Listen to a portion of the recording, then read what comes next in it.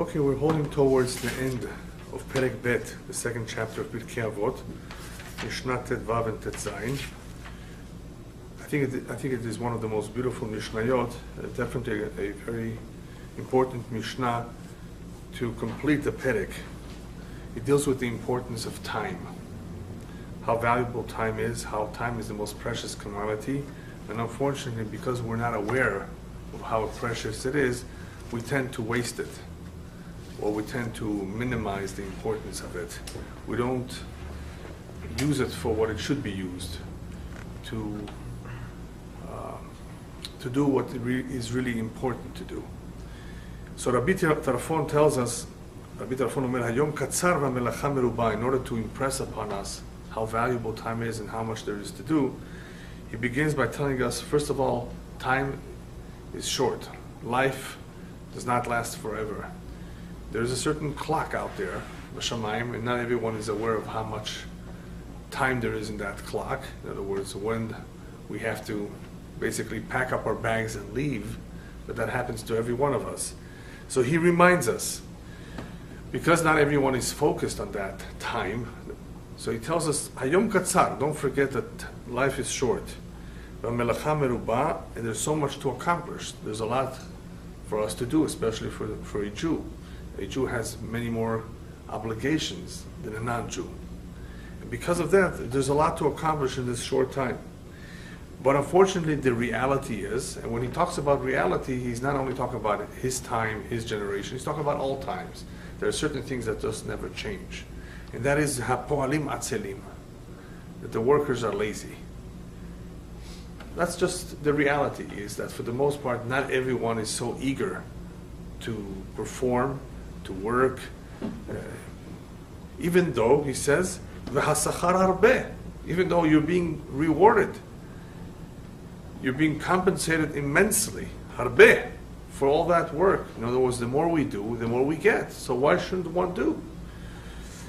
And what is happening is that, don't think that there's nobody pushing at all. The boss, the balabait, is pushing, is encouraging us, is reminding us. So what exactly is going on? Then why don't people get the point? Why don't people do more than what they're supposed to? Do more than what they are actually doing? Unfortunately, you may have come across a term in English in this country of killing time. There are people who are in the business of killing time. They have a lot of time at their disposal and they don't know what to do with it. So they say, let's go kill time. Kill time does not necessarily mean to be idle, not to do anything. Killing time is also when a person misuses the time for things that have no to'elet, have no benefit. Playing cards. Playing games is something that people like to do occasionally. I mean, there's nothing wrong with that, with changing one's routine, going on vacation, resting a little bit, doing something different for a change, as long as that's purposeful.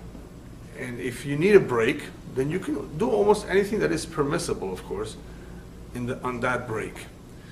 The problem is when it's overdone. That's where the problems begin. When something is overdone, and at that time, one could be doing something else that's more important, more valuable.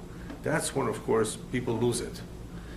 Occasionally, here and there, to give yourself a break, to do something different, that's fine, that's acceptable. We're not talking about working day and night, working yourself to the maximum, to the limit.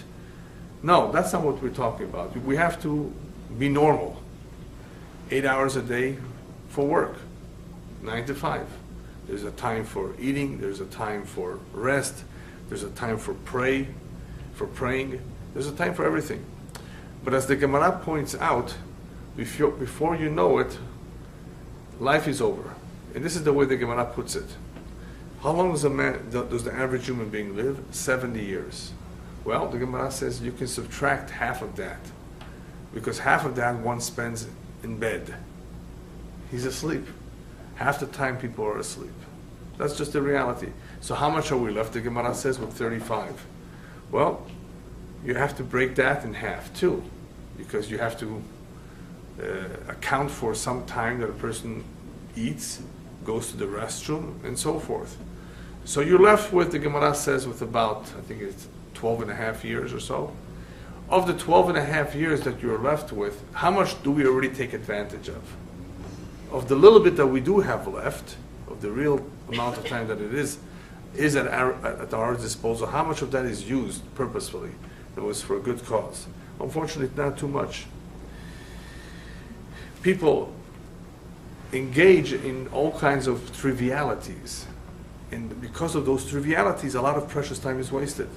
This could also be compared to people who have the habit of hoarding. You know what hoarding means? Gathering. But gathering in large quantities, it's called to hoard in English. They have people who have a habit of hoarding shmates. You know what shmates are? Shmates is a Yiddish word for rags. They just hoard a lot of things. They never get rid of it. They just put it away in the attic. Hoard, hoard, hoard. But what are you going to do with it?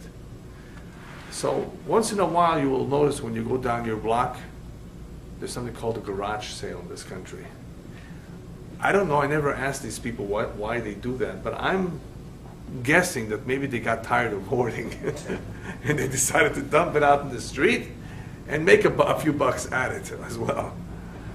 It's not a bad idea, actually, you know. And what's interesting is that there's other hoarders buying it for $1. You know, why not? But what are you going to do with all of this? You know, do you really need this? So what if it's free? Even if it's free, do you really want it taking up space in your house? It's free. So what? You really have a need for it. But that's what happens. People put so much time and effort in gathering stuff that will gather dust because you don't take it with you. In the end, you leave it behind. So what's the purpose of devoting so much time and effort to that? There is one individual who values his time, and it's called a lawyer, because he charges you $500 for the hour he spends with you. A lawyer. Now, think about it. Why does he charge you so much money? Does he really have something better to do at that hour? You know, when somebody has something better to do, more important to do now, and he's giving you the time, I can understand that. But the lawyer is going to charge you, regardless, the same amount of money, whether he has something better to do or not at that hour, at that time. Why? Because he values his time. He thinks he's a big shot. I don't know. He thinks that his time is really worth something. He can give you advice that no one else can. I don't know what he thinks. But one thing is clear. He values his time. Even for the time his secretary picked up the phone to call you, it's documented. 5 minutes for phone call. A half an hour to write a letter. You know, it's incredible. That's what I'm told. Baruch Hashem, I don't need them. But should you ever need one, Chas Shalom, it could be a problem. They can run you a big bill very quickly. Stay away from them if you can. Avoid them. But that is at least an individual who values his time very, very much. And that's why he charges for it. What happens with time is that we take it very lightly. We don't take it so seriously. And the attitude is that Hashem doesn't either, perhaps. He doesn't mind. I mean, He brought us into this world. He gave us our life, and we're very thankful for it. As long as we behave ourselves, as long as we don't do anything terribly wrong, does He really mind that we don't maximize our time, that we don't use it purposefully? And the answer is He does mind. Because Hashem wants us to accomplish. In the same way, Kavyachol, in the same way as a mother wants her child to succeed in life and to accomplish. A mother wants her son to do well and to get ahead in life. Hashem wants us also to learn as much and to fulfill as many mitzvot as possible. Very similar fashion. It's not that his attitude is, oh, okay, it's okay, take it easy, do as much as you can, don't worry about it, I'm not going to demand it of you. No. If we are capable of doing more, then we should do more. So he is concerned. It would be wrong for someone to make that assumption that he's not concerned, that he doesn't really care. He doesn't really mind so much. As long as you're okay, you behave yourself. No, he does mind. He is concerned. He wants us to accomplish as much as possible. So Rabbi Tarfon says that the bottom line is that people are just lazy. But is that the only reason? No, there are other reasons. There are other factors of why people tend to push things off, procrastinate, not do as much as they can. And I saw 5 brought down by the commentaries. 5 basic reasons or factors that contribute to this symptom of procrastination, pushing things off, not doing as much as we really could do. Number 1, people really think they have all the time in the world.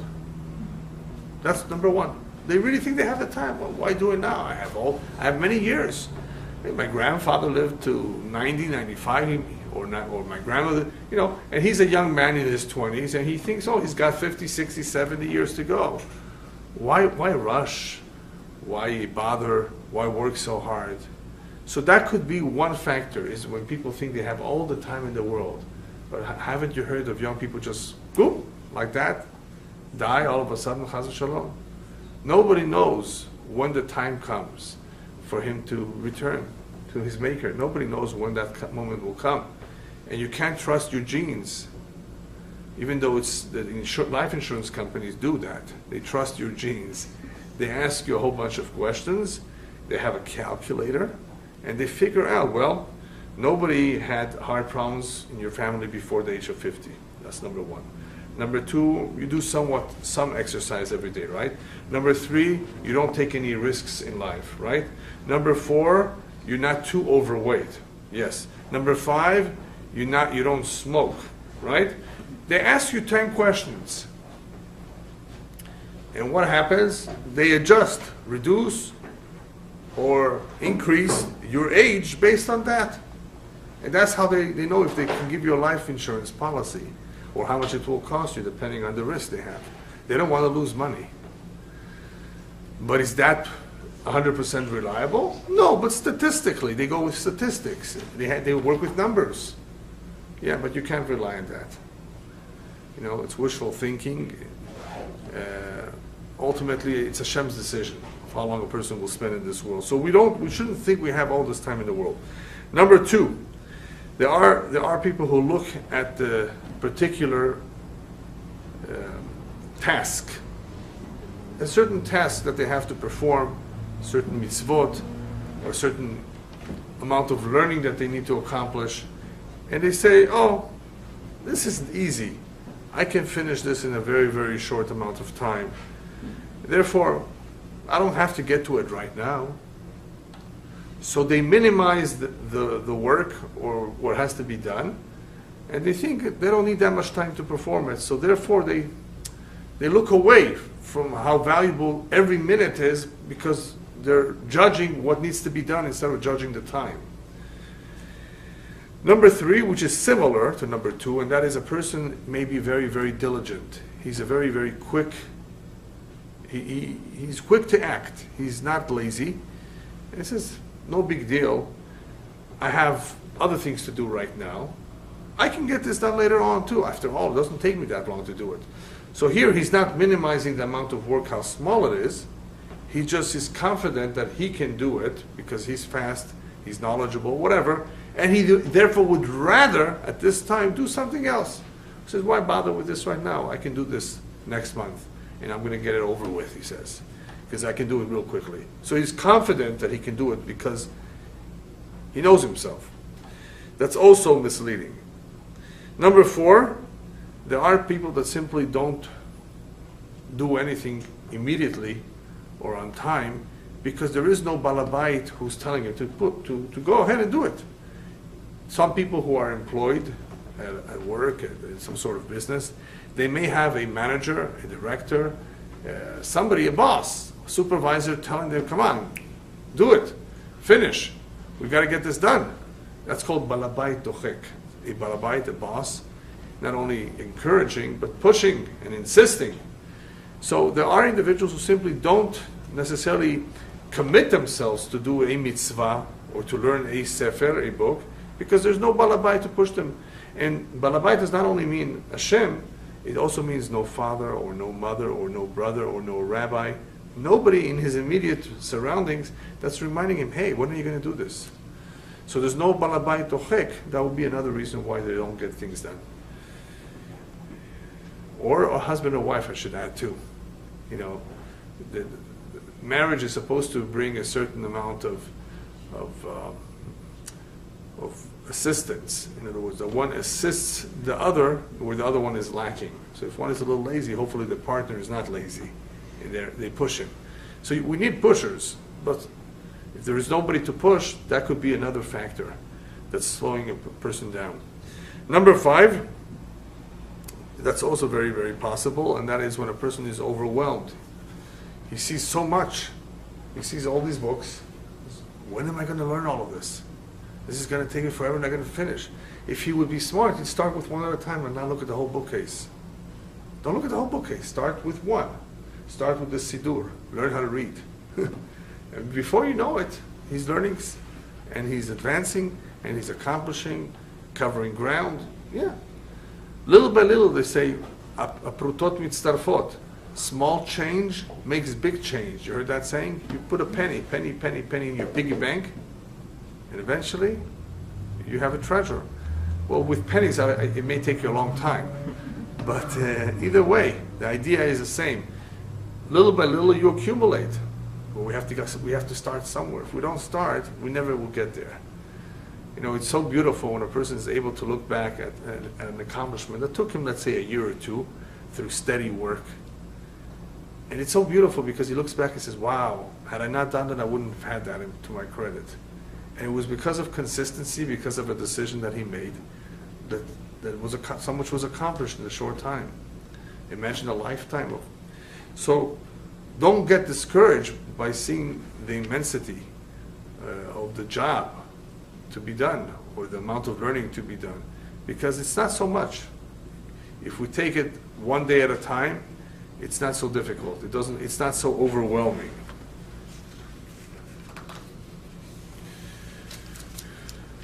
There's a saying, I forget who says it, one of the Chachamim, En ke'avedat hazman. People lose many things in life. Even sometimes a piece of jewelry. And you feel bad, it could be expensive. But this one Chacham said the most expensive, the most precious thing that one can ever lose is time. And that's what this country, they say time is money, you know? It has value. There's nothing as precious as time. Therefore, there's nothing as precious or as valuable as the loss, the avedah of time. It just happens to be the most expensive commodity. It's something that is not replaceable. A day that's gone by, you cannot retrieve. It's gone forever, never to come back. How do you bring back a day? You know, it's gone. Besides that, Rabbi Tarfon is impressing upon us how significant it is to make good use of the time, because we're not just dealing with milking cows. You know, milking cows is a very interesting activity for people who work or have been at a kibbutz, where they do that every day in the morning. It's very, very nice, very, very good, and possibly very profitable as well. You know, that's just a part of nature. Baruch Hashem. This is not what life is all about. This is just a ways to make a living if you want. What Rabbi Tarfon is impressing upon us is that this is not an ordinary job. The job of a Jew is melechet shamayim. The job of a Jew is involving himself, committing himself to do the work of Hashem. From the moment he wakes up and washes his hands, leaves the restroom and he says, Asher yatzar et ha'adam mechokhmah, right? All of these little activities, whether it's a blessing, or whether it's putting on the tefillin, or putting a mezuzah on his door, or going to visit the sick, or having a guest over your Shabbat table, all of these activities that take up our time, this is melechet shamayim. This is the work of Hashem. This is part of our mission. Each one of us has a unique mission that's unique to him or her, but what is common to all of us as Jews are the mitzvot of the Torah. This is the book. This is the guide of life. This is what we are committed to do on a daily basis. So this is something that is mutal alenu kol yom. Every day we have this. We can't say, well, today I want to break. No chas v'shalom, no tefillin, no berachot. You can't say that. the Melechet Shamayim, the work of a Jew, and his commitment to Hashem applies regularly. There's no breaks. There are differences. Yes, Shabbat is different than Monday. Holidays are different than Shabbat. Rosh Hashanah and Kippur are different than the Shabbat and so forth. Yes, there are some differences. There are times when we have other responsibilities depending on what's involved. But this is a commitment on a daily basis. There is such a thing as taking a break. And even when somebody is in his 60s or 70s, you cannot say, well, I'm retiring from Judaism. You can retire from your job, from your work, from your business. That you can retire if you worked enough, and now you can focus more on your learning, on your family, and helping others, on volunteering perhaps. That's fine. You can focus on other things, but from Torah mitzvot, it's a lifetime commitment from the moment we are bar mitzvah. Bar mitzvah means we are obligated to the mitzvot from the age 13. There's no letting go. We don't stop being a bar mitzvah.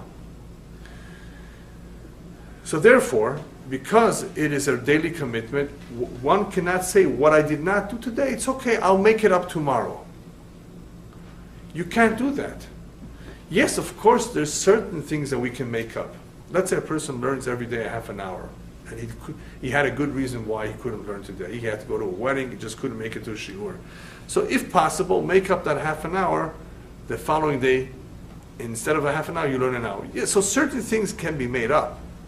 But a Jewish day cannot be made up. In other words, you can't say, I won't do anything at all, and I'll make it up for tomorrow. Because every day has its tikkun.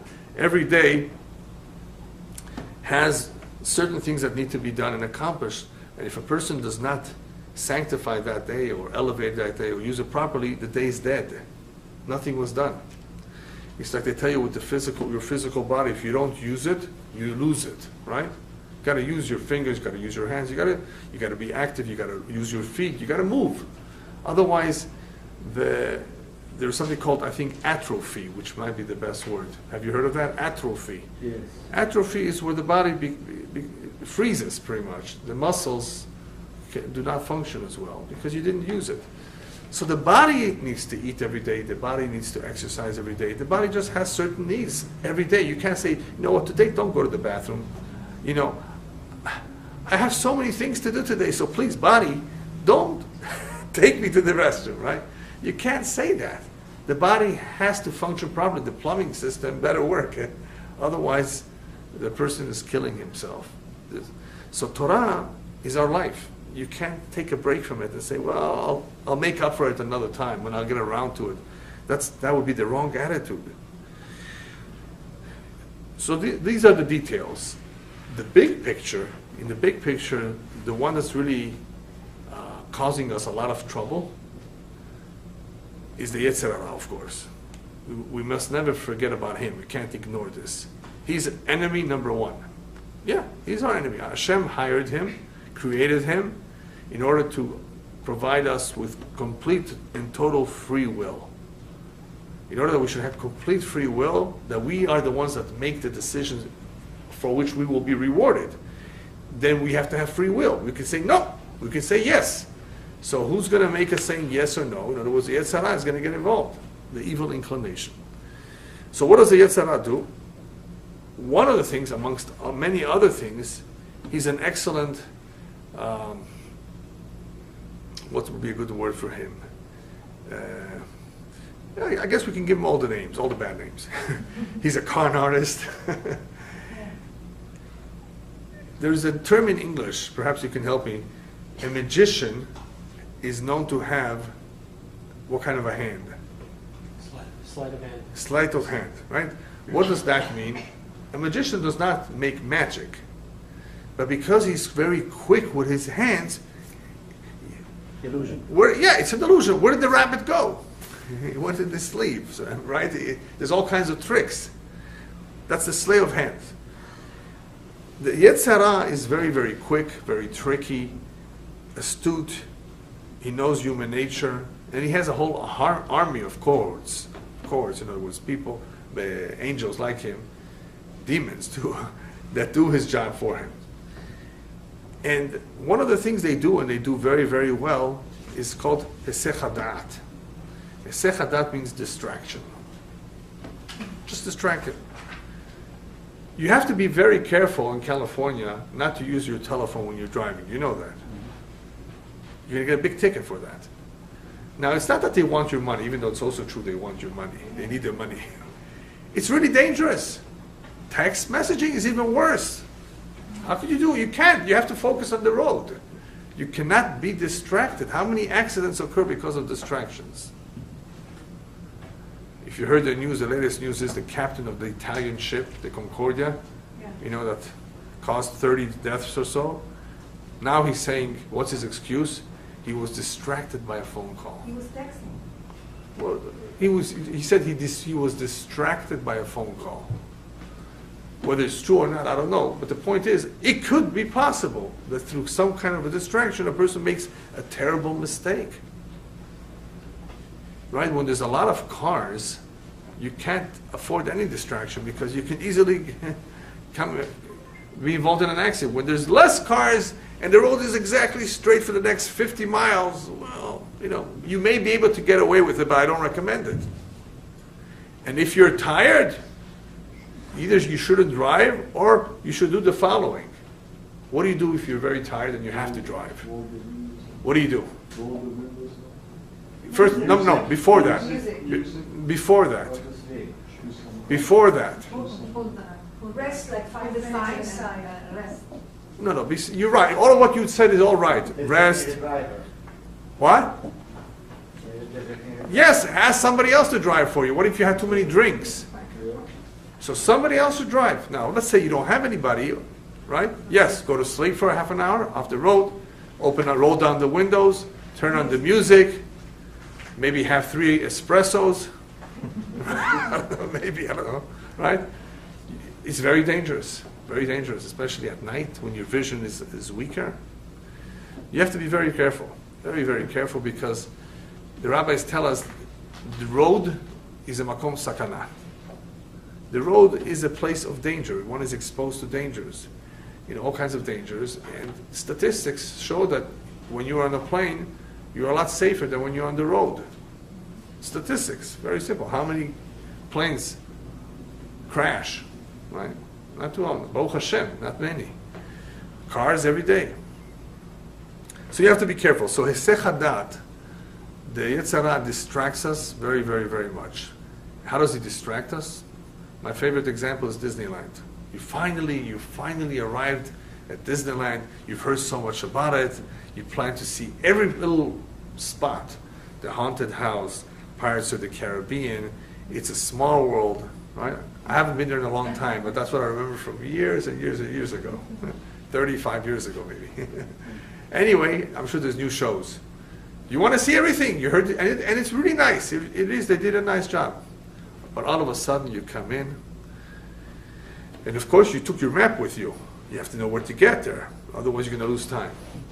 All of a sudden, you see a stand that's selling sugar candy. Oh, I love that. First of all, of course, it better have an ashgacha, of course. It's kosher. Okay, fine. Then after that, you see Haagen-Dazs. You see Haagen-Dazs ice cream. I heard it's one of the best ice creams. You got to try that, Little by little, you see souvenirs. Got to buy a souvenir. What souvenir should I buy? Mickey Mouse hat. So you start looking at the Mickey Mouse hat, and before you know it, most of the day is gone with all these distractions. You didn't come for that. You came to enjoy the ride, but they close at 6 and there's no parade, by the way, on that day. So you can't stay long. That's it. You have a ticket for one day, not like they sell you sometimes ticket for 2 days. It's a one-day event, and after that, you have to pack your bags and leave. So that's what happens in life. We get distracted by all kinds of gadgets, especially we live in the 21st century. Our grandparents didn't have all the distractions that we have. You know what we have? We have internet, we have computers, gadgets, iPods, iPhone, what else? All kinds of places to see and to travel, fast food, all kinds of things that distract people, movies, videos. There's so many things, that people are distracted by. And but wait a minute, before you know it, you're decrepit, you're slowing down, now you can't make too many changes, now you'd love to go on a diet, but it's a little harder. Now you want to do a lot of things, but it's not the same. It's not the same. People have all of a sudden problems in midlife that they never anticipated. Not with themselves, maybe chas v'shalom with their children, maybe with their grandchildren. Things that occupy their time. Or another relative, or some other worry, financial worries. And all of a sudden, there's no time for anything that was really, really important. So Esech Hadat is really the bigger picture of what's happening as a person goes through life and unfortunately does not accomplish what he's supposed to accomplish. What would help us see things better? Glasses. What do glasses do for a person who's nearsighted? They bring things closer to him. They sharpen the image. They allow him to focus better. Same thing with binoculars. From great distance, you can bring the picture closer to you so you can see what's going on. Or telescope. So this is a very powerful and valuable tool if you want to see from a distance, or you want to have more clarity, you want to be able to read the signs. The Torah for us is our glasses. When a person learns Torah, which is what we're doing right now, Pirkei Avot, we're not learning Chumash even, we're not learning Halachot, which is very, very important. We're learning just advice. We're learning Musar, ethics, morals, which is also as valuable as important. And what that does is it reminds us. We're putting on our glasses to focus on reality. And here we're being told there's a con artist out there, a trickster, who's fooling us, who's distracting us. Do you know? Oh, I forgot. He's called the Yetzer Hara. It's called Hesech Hadat, distraction. It has many names, and one of them is, of course, to postpone things, to push off, procrastinate. And it's all from the same school, called the Yetzer Hara, who doesn't want us to accomplish, he doesn't want us to achieve. He doesn't want us to really do what we're supposed to do. That's his job. That's his job. And because of that, a lot of people fail. They fail in their marriages because of Yetzer Hara too. They fail in their relationship with business partners, with family members, with parents. They fail in maintaining their integrity as honest people because of temptations. That's all the Yetzer Hara. They fail. So if they use the Torah, if they would put on the Torah on a regular basis, they would gain more clarity. Doesn't mean that would protect them. People still have their Yetzer Hara. They still have their inclinations and they still have their temptations, their challenges. But it would help them greatly because they would be reminded. And that's what we need. Reminders. So Rabbi Tarfon reminds us that the melacha is merubah. Not only is time short, there's so much work to do. Why does he tell us that the melacha merubah?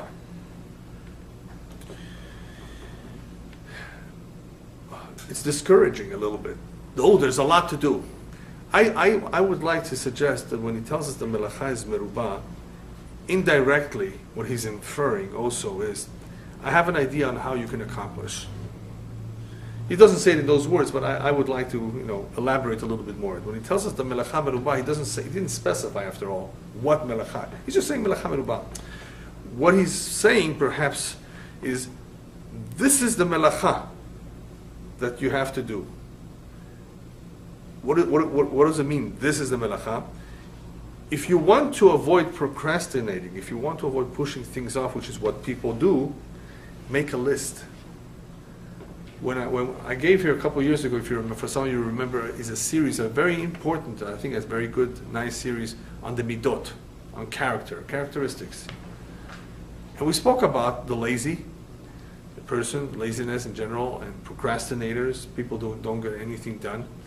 And I'm almost sure I mentioned it then, because this is one of the best advices for people who have that habit or that problem, that weakness, is make yourself a list.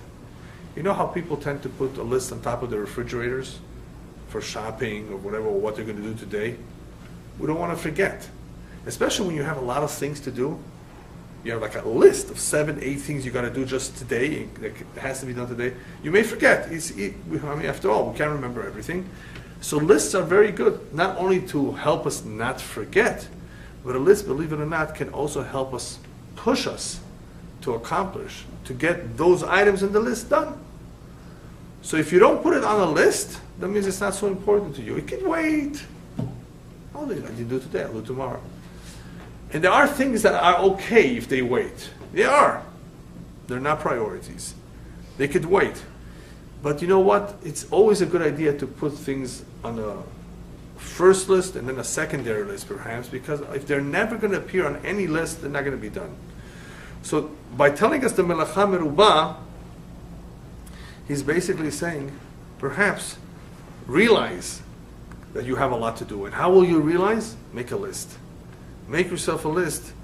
And in this way you will realize how much there is to do, and you will go about doing it. Then he mentions to us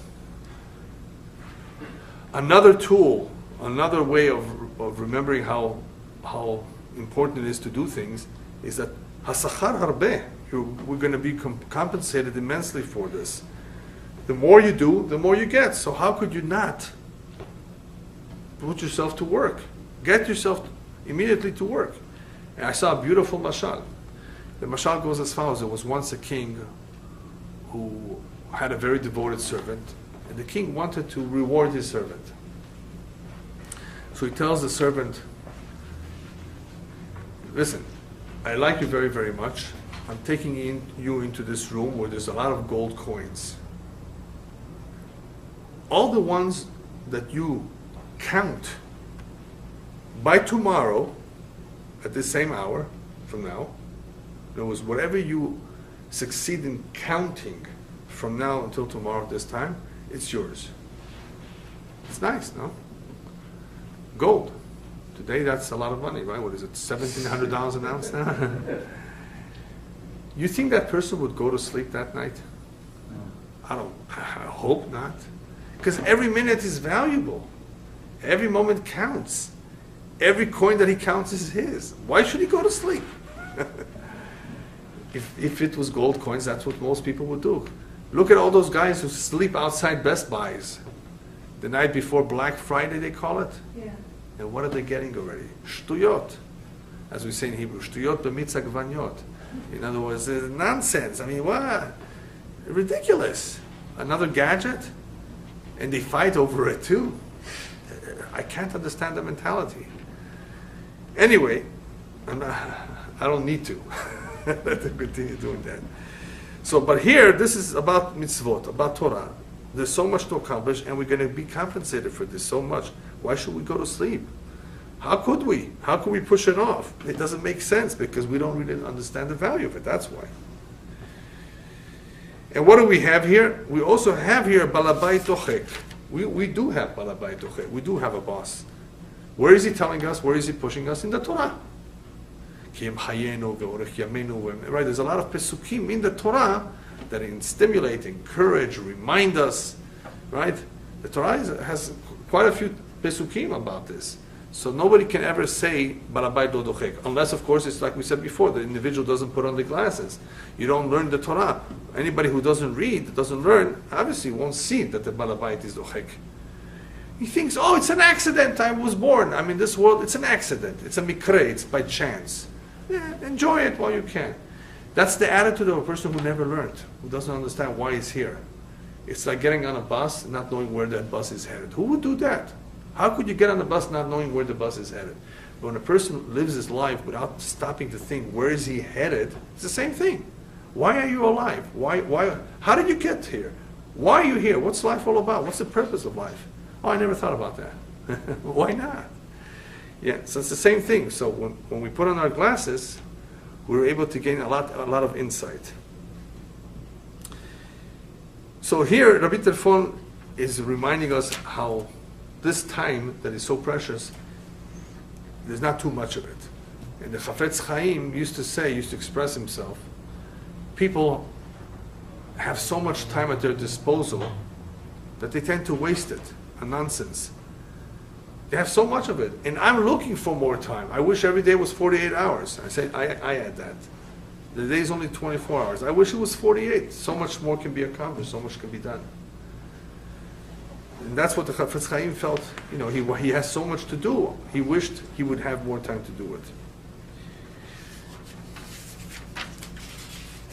All right, we're going to the next Mishnah. Rabbi Tarfon ends the Perek as follows.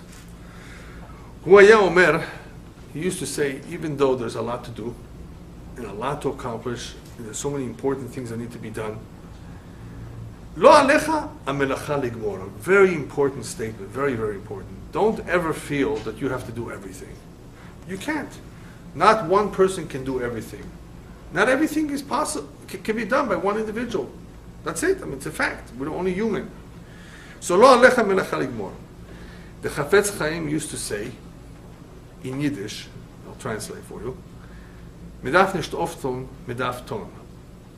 You don't have to achieve. You just have to do. You know what the difference is? A lot of people say, oh, I need to achieve, I need to accomplish something substantial. That's not up to you. It's up to Hashem whether a person will achieve and succeed. What is up to us is if we do or not do. So the Chafetz Chaim says, don't ever look at something that either it's done right or I won't do it, or I better do all of this or I won't do it. We have to do as much as we can. Don't think of achieving, of accomplishing, of completing this whole immense project. Just do. Our job is to do, not to think about achieving. So lo alecha melacha ligmor, it is not up to us whether we finish a job. And even if it were up to us, we don't have to feel that way, because it's sometimes impossible for one individual to do everything. I think it was the Khatam Sofer. It could have been another rabbi, because I saw various sources mention this story. And he says about himself, when he was a young man, he had this dream. When I grow up, I'm going to change the world. I guess he was very, very ambitious, very motivated. And he says, when describing what happened with himself, he says, as I grew older, I realized that was an impossible task. And I said, you know what, let me concentrate on my community instead. I grew up a little bit more and I saw that was also impossible, to fix my community. Then I decided to just focus on my family at least. I grew a little bit older and I saw that was also too difficult to do. And I came to the conclusion, halevai, inshallah, halevai, I am able only to fix myself. In other words, we have all of these dreams and all of this genuine desire and interest to accomplish a lot and to do so much for Judaism, for the world, for Torah. Very nice, it's beautiful, but we have to be a little realistic. It may not be possible for one individual to do it. So it's okay to dream big, by the way, though. It's okay. I remember my Rosh Yeshiva once saying, dream to the roof, because even if you get halfway, that's good. If you only dream halfway, then you're going to get even low. You're going to get even lower than that. So, of course, reach for the greatest heights if possible, but we have to be realistic that may not be, of course, always achievable. So focus on ourselves. Focus a little bit on working on our midot, on our character, and then once a person is strong, he can extend himself and go on to strengthening and encouraging others as well. The reason why lo alecha melacha ligmor is not only because of capabilities. There's so much to do one person cannot do. There's another reason, we said that a little bit before, is that every individual is unique and everyone has some tafkid, some mission. Everyone in this room, everyone in the world has some role, a role to play in this world that is only unique to him and not to anybody else. Nobody can do what he needs to do, and he cannot do what other people need to do. Everybody needs to do whatever they need to do. So therefore, it's not our job to try to do everybody else's job. It's just to focus on what Hashem wants of us. And in order for us to accomplish what we have, the Kabbalah explains that every human being has the tools, was born with the tools, was given, endowed with the tools, the faculties, to be able to accomplish his mission in this reincarnation. In this time that he's around in life, whatever it is that he needs, he will meet up with the people he needs to meet. He will hopefully marry the individual he needs to marry. He will basically be equipped with the surroundings and the tools that he needs to accomplish his mission. Hashem doesn't make it hard on us. He actually facilitates it. We just have to be willing to go along with it. So therefore, we are given the tools that we need to accomplish our unique mission. We don't have to therefore think too broadly about others. And therefore, even if a person is a little discouraged, he sees that he's in a very challenging situation, it's not easy, it's very difficult, he should know that Hashem is not going to demand of him the impossible. Only what is possible. There's a famous story in the Midrash of Eliyahu Navi meeting a fisherman. Good morning, sir. Yeah, good morning. How are you doing? Fine. What are you doing? So the fisherman was busy making a net. You know, and he asked him, "What's this net for?" He says, "To catch fish. This is how I make my living." He says, "Do you learn Torah?" Torah? He says, I don't have the brains for that. Oh, really? Can you tell me how you make the net? Oh, the net? Sure. I go to the field and I cut the flax that grows there, and then I treat it, wash it, flatten it, tie it, and make a net. He says, wow, you have the brains for that, but you don't have brains for Torah. You see how the Yetzer Hara works? He convinces you that for this you have brains, but not for the other. If you have brains for this, and this is complex, right? It takes a lot of, takes some knowledge at least, and some talent. For that you do have the brains, but not for Torah. It's just an excuse. It's only an excuse. So Hashem equips us with the tools and with the faculties, the mental faculties, everything that we need for whatever job we need to do. And that's, of course, will lead us to another topic, which we're not going to get into tonight. That's the topic of the mazal. Mazal means that a person has to be in a certain place, do certain things, and the mazal basically leads him there. His feet, as the Rabbi tells in the Gemara in the Zohar, the feet take you to where you belong. Because you have to meet up with a certain job, you have to do a certain thing. You have to be, for some reason, at that place. And being at that place is not only because of the job you're going to be doing, it could be because by being in that place you're going to meet up with someone that you need to meet up with, for whatever reason. It's very interesting the way the mazal works. We belong somewhere for more than one reason, perhaps, not just for a job.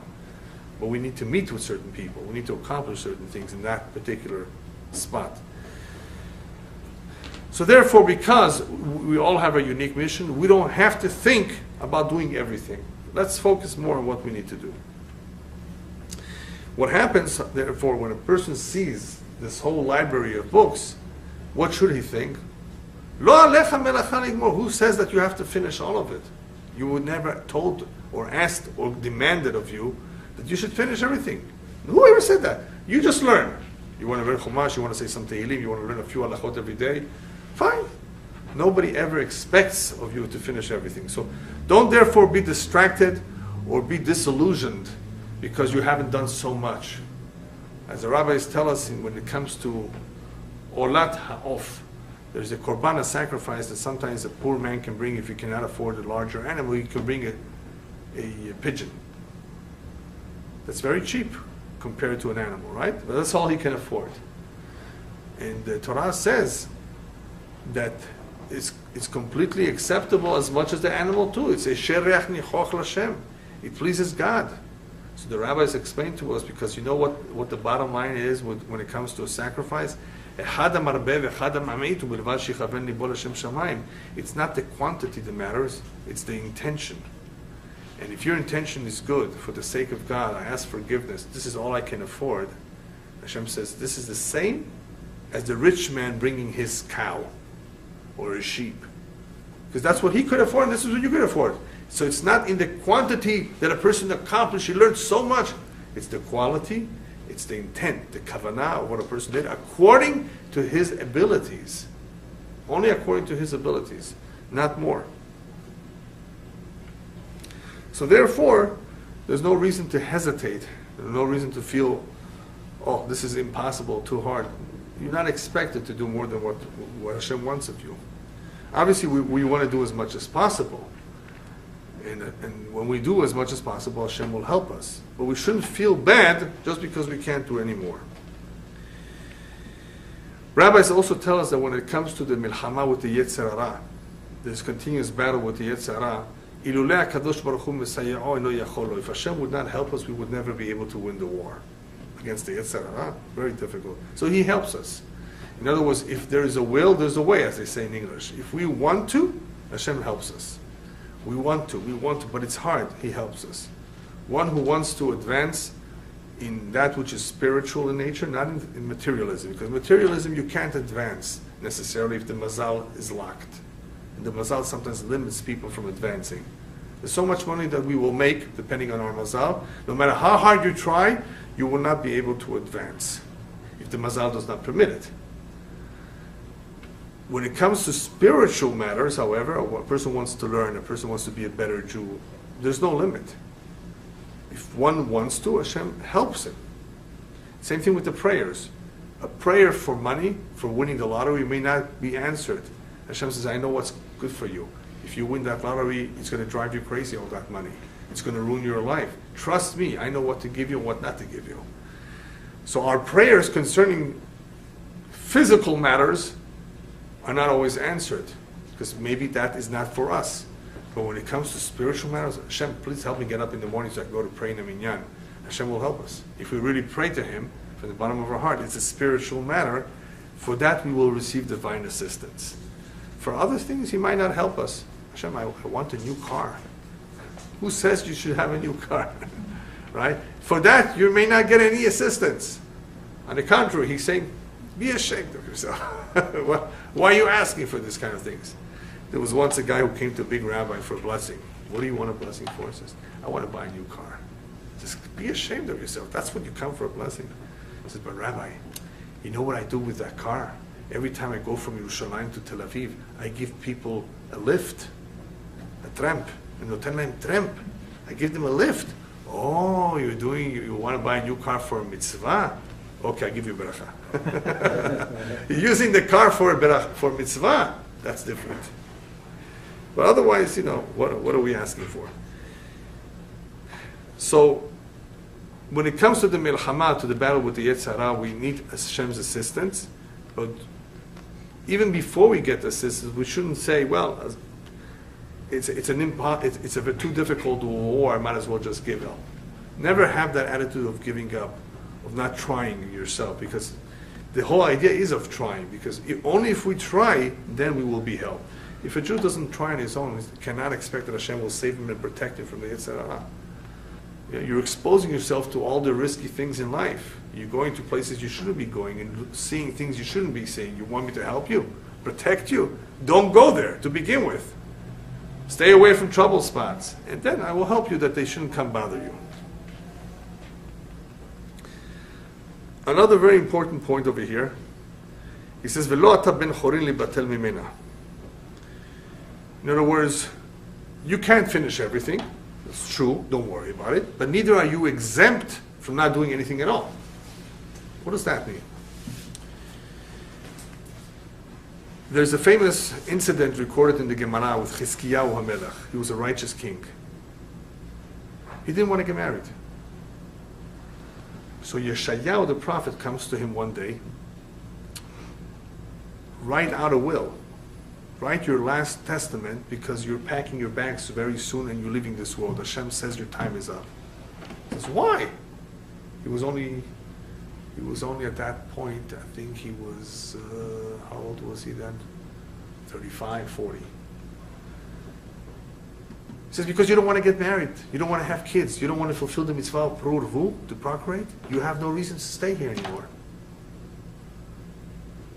And what was Chizkiyahu's answer? You know why I don't want to have kids?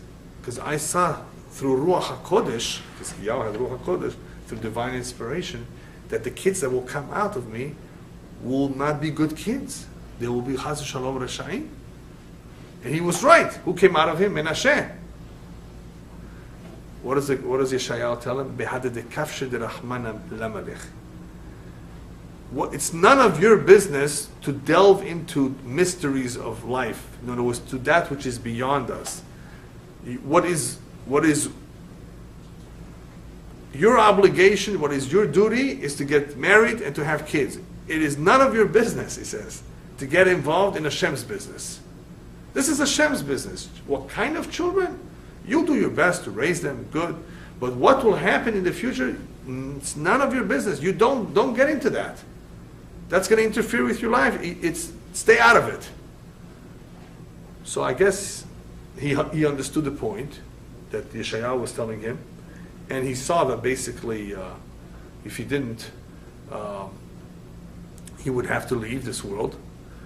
So he turns to Yeshayahu and says, okay, give me your daughter or your sister, and I'll get married. So Yeshayahu tells him, I'm sorry, buddy, it's too late. So then Chizkiyahu has the last word, or almost the last word. He tells Yeshayahu, don't tell me ever that it's ever too late, because I have a very, very strong tradition. Even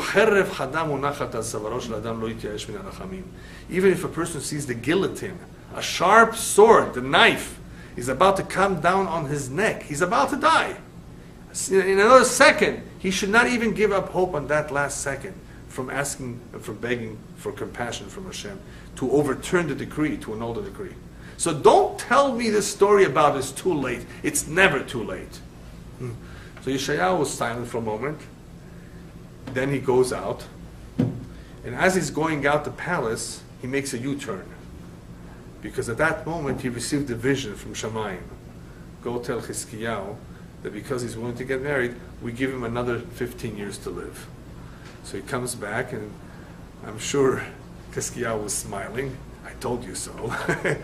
and he told him, Chizkiyahu, you've been granted an additional 15 years. In other words, you were right. Your prayer, because he turned to the wall, and he prayed, and he asked Hashem for forgiveness. And that he's getting married. And he got married. And he had it Menashe like he thought he did. Now, what's the problem with Chizkiyahu? Just because this child was going to be a rebellious child, that's the reason alone not to have him? I mean, yes, Chizkiyahu really felt, why bring somebody like that into the world? But the reason why he made a big mistake, and he regretted it later, and he had him anyway, is because even though somebody could see Beruach HaKodesh, that a son, a child, will be a Rasha, will be born with the evil inclination, and will have a tremendous challenging life to be righteous. Remember, everybody has free will. Everybody has complete free will in being a righteous but he saw the propensity. He saw that this child is going to be struggling and he's going to really be tough.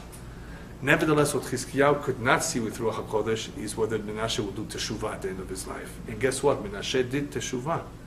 He repented at the end of his life. So even though he was a Rasha, in the end he changed his ways. That Chizkiyahu would not able to see. So imagine, had you not brought him, you would not have this opportunity of having the child do teshuvah, which is, of course, puts him on a very, very high level. Rabbis tell us that when it comes to accomplishing a lot, it is an impossible task, and even if we want to fulfill all the mitzvot, just mitzvot, throughout our life, it will not be possible. Not only because certain mitzvot are not applicable today, there's no Bet HaMikdash, or we're not in Eretz Israel, simply because not all the mitzvot apply to every Jew. Some mitzvot apply to Kohanim and Leviim. So the Orach Chaim says, well, if that's the case, is it ever possible for one Jew to fulfill the entire Torah? And he says, yes. That's called Kol Yisrael Arevin Ze Lezeh. All Jews are responsible for each other. There's an arvut between them. There's a responsibility between them. There's a connection, a link between them that ties them together. And therefore, we don't have to do everything by ourselves. It's the entire joint effort of the entire Jewish nation that together with all the various groups of Kohanim, Leviim, Israelim, Bechorim, right? The various groups, each one contributes, and together we accomplish what needs to be accomplished. So it was never really meant for any one individual to do everything. It's a joint effort. And when Am Yisrael gets all together through unity, of course, through a joint effort, they can accomplish a great deal. Another possibility, another way where an individual can accomplish something that he could not accomplish in one lifetime is to come back through a Gilgul, a reincarnation. That's another possibility. So even though we can't do everything right now, sometimes they send us back round trip ticket, right? Whatever you didn't do last time, you do now. Nobody really would prefer to come back, But sometimes that's the only choice, is to finish whatever was not being, for whatever reason you couldn't finish last time, we finish the second time. Im lamata Torah harbe notim lecha sechar harbe. If you learned a lot of Torah, B'ezrat Hashem, you will be rewarded immensely. This reward is not only the spiritual reward that is awaiting every one of us in the world to come. There is one comment, I think it's the Barbanel. I forget.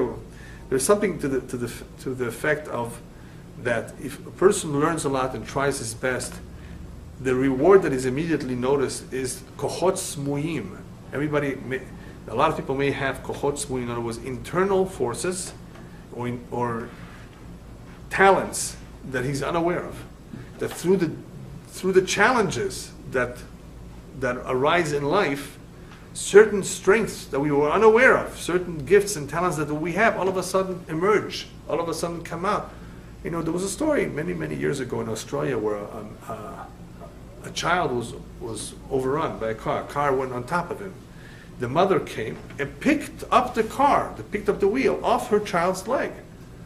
You ask her to do it now, or 10 minutes later, she wouldn't be able to do it. It was the adrenaline. It was the heat of the passion at the moment, the excitement, whatever you want to call it, that gave her that strength that she didn't even realize she had. How did she even think of doing that? Well, she tried, and and it worked. You know what it is? It's almost impossible if you think about it. So sometimes, if a person really works hard, lamata Torah arbeh, it could just very easily happen that all kinds of things that we have within us, certain kochot hanefesh, certain energies, certain powers that we were unaware that we have, emerge, come out. That would, and a person, of course, then doesn't even recognize himself, and others don't recognize him because he thought he couldn't. There's many, many stories of kids or adults who people almost gave up on. They thought, these guys are not going to be anything. They're total ignoramuses. But through devotion and immersion, and a lot of effort and time and patience, they came out to be big Talmidei Chachamim, big rabbis. Because there was one individual who believed in them and encouraged them, and all of a sudden, one day, it came out. Yeah, so we all may have certain parts of our brain, as the psychologists, I think, say, that are not used, are not even tapped. I forget the percentage. We only end up using a certain percentage of our brains. We don't end up using all of it. I don't think most people do. So, 8%. How much? 8%. 80? 8. 8? Yeah, 7, 8. Yeah, something like that. I remember it was a small amount. Yeah, right. Wow, chaval. Yeah, 90%. Yeah. So here you have the possibility that you don't even know yourself. That if you apply yourself and you try your best, certain kochot that are hidden will come out. Just to finish up, he tells us that this reward that is awaiting for us in Olam Haba is a spiritual reward, and that is why we cannot get paid for it in this world, which is a physical world. This is a spiritual reward that needs to be paid to us in the spiritual world. So this reward, Ne'eman hu bal malachtecha, as we saw in the previous Mishnah, you can trust him that he will pay it back, that he will pay you, compensate you for it, sheshalem lecha sechar pa'ulatecha, and what is coming to you. Now, what's interesting is that some people did so much in such a short time that they left this world at the age of 35, 40. And we all feel bad for them. They could have had a longer life. They could have, seen more. But it could be that in that short time, they accomplished everything that they needed to accomplish. In other words, Hashem will give them, of course, what is coming to them for that short amount of time, as though they would have lived an entire life, because it's very possible that in the 35 years, they accomplished what an average person would do in 75 years. So everything is accounted for. It's not like they are losing out because they left early. For the little bit of time that this individual spent here, it could be, depending who he was and how he died. Obviously, if he just didn't do anything and died young, it's a shame. But there are people who accomplished a lot in a very short time. And therefore, it is as though they had a complete lifetime. And they will be rewarded, compensated in the world to come for all of that. V'da matan secharan shel tzadikim l'atid lavo, and just remember that the reward for tzadikim is in the future, in Olam Haba. He repeats this point, and that's how he ends Perek Bet. People are sometimes discouraged when they see that the righteous suffer, the righteous have such a hard time, such a difficult life. And where's all the good reward? He reminds us, don't forget, reward for tzaddikim is not here, it's in the world to come. Hashem does not want it to interfere with free will. If the Rasha would see that tzaddik is having an easy, good life, he would want to be a tzaddik, right? So Hashem does not make it too obvious. So he has to push away and reserve the reward for the world to come. Plus, as we said, it's a spiritual reward. It cannot be given in dollars or euros. It's spiritual in nature, and it's eternal. It's forever. And life in the physical world is not eternal. So there's a lot of reasons why it just cannot be given to us here. However, there are certain mitzvot, and I mentioned that several times before, that people have some reward and compensation in this world too. And that is the Mishnah that we say, "Ve'elu dvarim sh'adam ochel perotehem ba'olam hazeh, ve'akeren kayemet l'olam haba." There are certain mitzvot that if you perform them, you will receive the fruits of those mitzvot in this world, but the principle is still reserved for Olam Haba. Which ones? What's a good example of a mitzvah that if you do a good job here, you're actually benefiting from it? You don't get the entire reward here, but you're going to be benefiting from something. Tzedakah. Tzedakah, kibud av va'em, honoring one's parents. Charity, it can protect, it can save your life. People will have some benefit from certain mitzvot even in this world. Just like chas v'shalom averot. For the most part, the averot, the sins, one pays for them upstairs. But some of them are so terrible that he ends up paying twice, here and there. So with mitzvot, even though yes, the reward is intended for Olam Haba, some of the fruits for certain mitzvot are enjoyed in this world as well. Just to finish up with the last point here, that Rabbi Tarfon was emphasizing, that time is really, really something so significant, and it can make such a big difference on how we use it.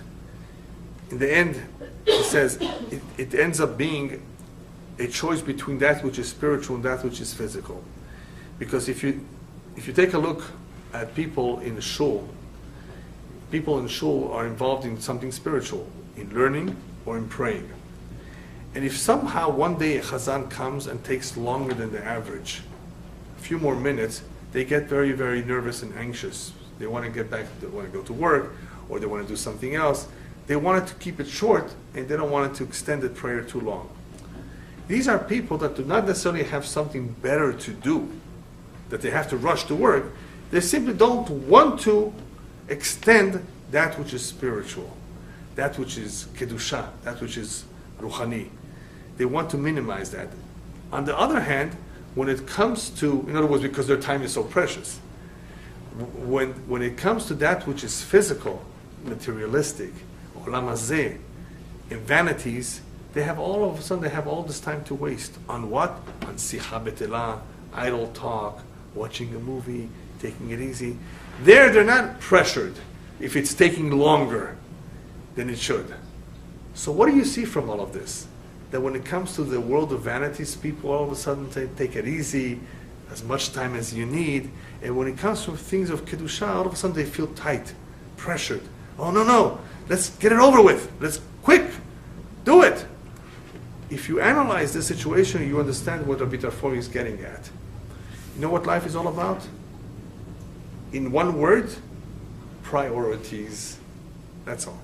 It's all about priorities. What are our true priorities? What should be our priorities?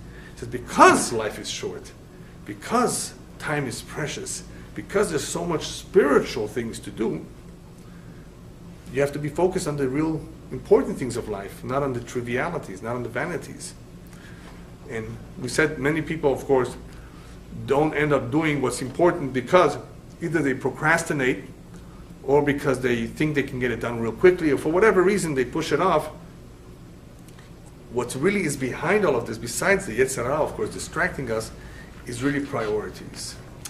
If a person would understand, like the example with the king and the servant, that these are gold coins, every hour, every shiur, every tefillah, every mitzvah, every tzitzit, every mezuzah, every tzedakah, everything is of value, is like a gold coin, if that's the way we would look at it, we would never miss an opportunity. We would never would. That's what it's all about. Priorities. Whatever is a priority, we all agree that it's important to us. Then what should be important and what should not be important is a decision that we have to make. And hopefully, after learning what Rabbi Tarfon tells us, we will make the right choices, not only of selecting the right priorities, but in maximizing our time and not wasting it. Because Chas v'Shalom, that time, as we said before, it will never come back. And it's a shame, because the older we get, it's not the same. We don't have the same enthusiasm, the same energy, the same excitement. There are other things that take our time, and we wish we can go back in time and do things over again. But the good news is it's never too late. It's never too late to begin now, to start now. Even if a person is over 50, do whatever you can. Because if you just give up and say, well, I'm too old to change, like people have told me, I'm too old to change my kitchen. No, they want to make a kosher kitchen. What's the big deal? Think about it. Dishes, go to Kmart. Get yourself some new dishes. Oven, I can help you make the oven kasher. The sink, we can deal with the sink depending if it's porcelain or stainless steel. It's not as big as it appears to be. I'm too old for it. Come on. If you really focus on it, you will see it's not such a big deal. And don't forget that when somebody really, really, really wants to make a change, he's going to get a help from above. So we're not on our own anyway. It's not going to be an impossible task. We're going to get all the assistance that we need from above. So these are very encouraging nekudot, important nekudot, that despite the challenges, despite the difficulties, Hashem will always be there to help us. Hashem will never demand of us something which is impossible for us. He will always be there to help us. But we have to want to. That He can't do for us. We have to want to. And how are we going to want to if we don't put on our glasses, if we don't see that this is a priority? So the number one, therefore, the number one, I think, idea here that we're being reminded is not only about priorities, it is that don't lose track of that time. Look at your watch. And the watch says, well, my birthday is coming up, not mine, but, right? And why am I celebrating this birthday? After all, it's getting closer to the day of death. People celebrate the birthday, even though it means they're getting one day older and approaching their day of death. You know what Judaism has to say about that? No, go ahead and celebrate your birthday, because it will remind you of what's coming next. And perhaps, if you will be reminded about what's coming next, you will make better use of your time the coming year. So when you celebrate your birthday next year, you will be able to look back and say, Baruch Hashem, this past year was a year of accomplishment. Chaval to look back and say, what did I do this year? Rosh Hashanah and Yom Kippur is around the corner. And that's the cheshbon that we will be making on that day. What did we do this year? Hopefully we should be proud that we have committed ourselves to even one book, 2 mitzvot, whatever it is. Because that at least is worth something. To have nothing, what a shame. So very, very important Mishnah, Rabbi Tarfon telling us, don't forget, life is short and there's so much to accomplish. Get started today. Thank you.